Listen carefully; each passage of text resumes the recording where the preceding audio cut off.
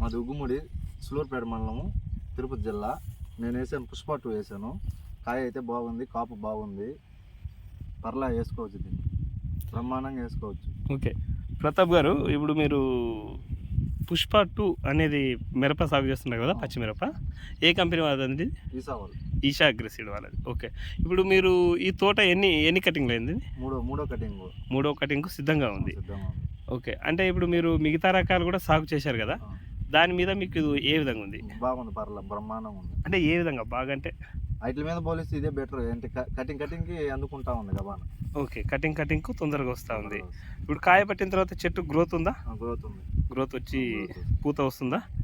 Okay, ఇప్పుడు కాయ size కానీ కలర్ కానీ ఏ విధంగా ఉందంటారు? సైజ్ మొత్తం బాగుంది, పర్లే. పండు కుదిరితే.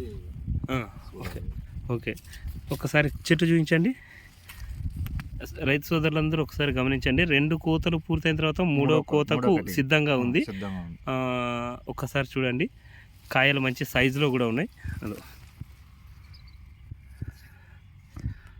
కాయలు మంచి సైజులో ఉన్నాయి, కలర్ కూడా ఉంది, తూకాలు మంచిగా వస్తున్నాయి.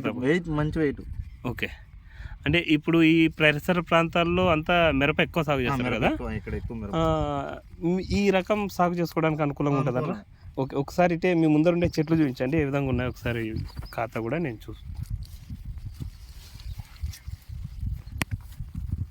ఓకే చూడండి రైతు సోదరులు, కింది నుంచి పై వరకు కూడా ప్రతి చెట్టుకు ప్రతాప్ గారు చూస్తూ ఉన్నారు.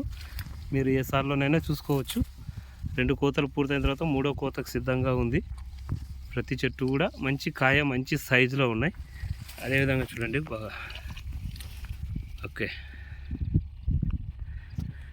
ప్రతాప్ గారు, ఈ ఏరియాలో ఇది మనం పుష్ప 2 అనే రకం వేసుకోవచ్చా రైతు సోదరు? రైట్ అండి, థ్యాంక్ యూ.